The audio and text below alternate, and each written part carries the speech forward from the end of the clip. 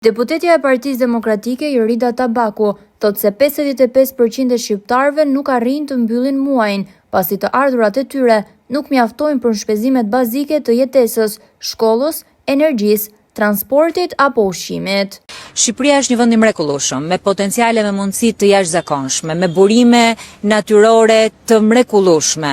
Po fatkeqësisht 55% e shqiptarëve nuk mbyllin dot muajin.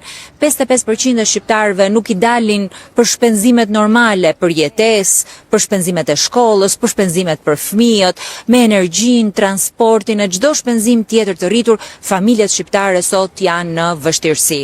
Dhe pse ndodh kjo?